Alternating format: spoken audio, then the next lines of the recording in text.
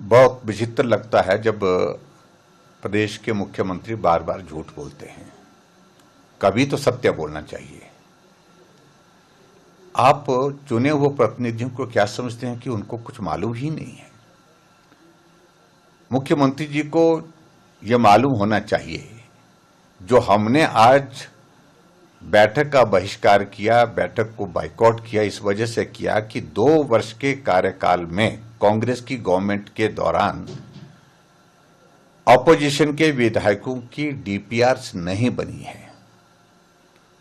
और मैं हैरान हूं कि वो किस बात का जिक्र कर रहे हैं। वो जिक्र कर रहे हैं जो डीपीआर बन करके भारतीय जनता पार्टी की सरकार में तैयार हुई थी, तैयार होने के बाद नाबार्ड की स्वीकृति के लिए भेजी थी और स्वीकृति के बाद उसकी सैंक्शन आई थी।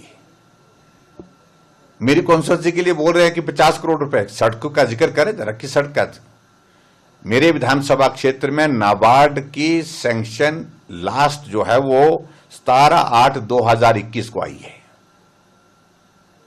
जब भारतीय जनता पार्टी की सरकार थी।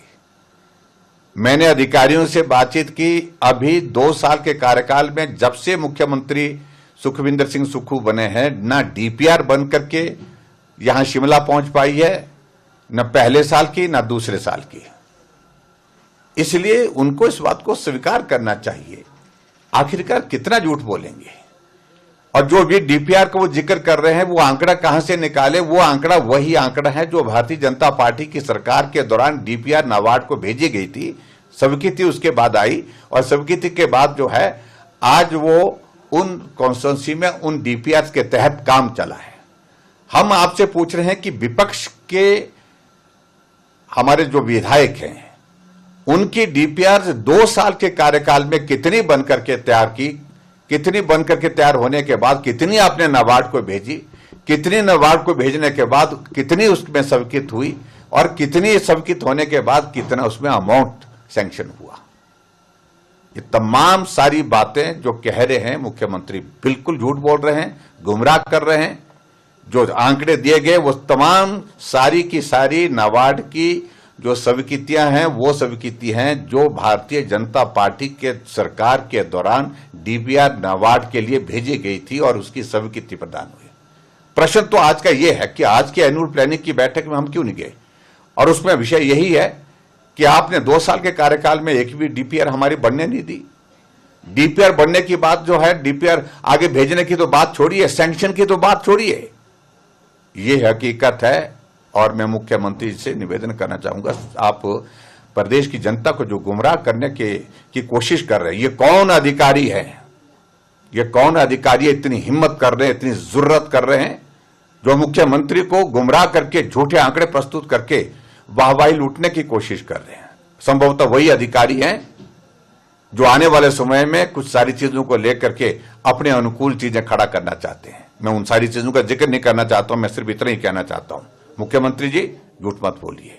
जो हकीकत है, हमारे प्रश्न का जवाब आज भी आपके माध्यम से नहीं पहुंचा है। हमने ये कहा कि 2 साल की कांग्रेस की सरकार में जब से आप मुख्यमंत्री बने, कितनी डीपीआर बनी, कितनी डीपीआर आपने केंद्र के लिए नाबार्ड के लिए भेजी और नाबार्ड की स्वीकृति के बाद वो कितनी उसमें स्वीकृति हुई, कितना उसमें अमाउंट सैंक्शन हुआ। ये तमाम सारी डीपीआर भारतीय जनता पार्टी की सरकार के दौरान भेजी गई थी, जिन पर काम चला हुआ है। आपका एक भी पैसा अभी तक डीपीआर के माध्यम से बन करके जो विधायक प्राथमिकता की स्वीकृति के रूप में किसी ऑपोजिशन के विधायक को नहीं मिला है। ये मैं आपको कह रहा हूं। भाजपा का के 50% विधायकों ने मुझसे संपर्क किया कि हम आना चाहते थे। जयराम ठाकुर जी को हमने कहा कि हमें जाना चाहिए, अधिकारियों के सामने में बात रखनी चाहिए, लेकिन उसमें मुझे ये लगता है कि जयराम ठाकुर जी का जो अड़ियल रवैया है उसके कारण उन्होंने कहा कि हमें वॉकआउट करना चाहिए और इस बैठक में नहीं जाना चाहिए। उस अड़ियल रवैये के कारण कुछ विधायकों को उनकी तकलीफ हुई है और ये निश्चित है, आप देख ही रहे आए दिन उनके कोई ना कोई वरिष्ठ नेता इनके स्टेटमेंट देते रहते हैं किसी और ये कारण क्या है?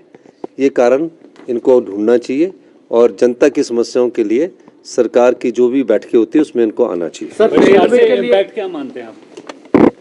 बहिष्कार से इम्पैक्ट क्या होगा? उनके विधानसभा क्षेत्र की जो बात रखना चाहते थे सरकार के सामने, वो नहीं रख पाएंगे।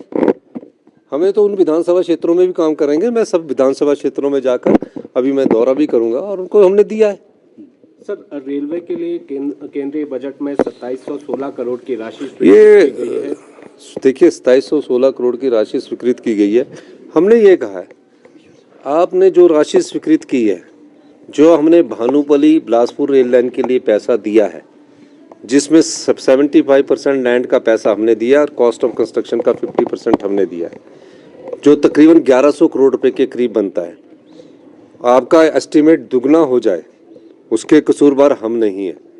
हम चाहते हैं कि हम इससे अधिक पैसा नहीं देंगे।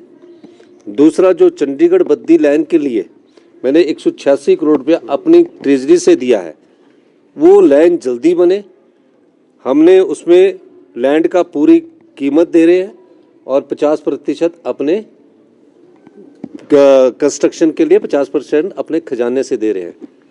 अब उसको जल्दी बनाना चाहते हैं और मैं चाहूँगा कि रेलवे हमारी बद्दी से लेकर जो चंडीगढ़ की रेल है वो तुरंत प्रभाव से बने।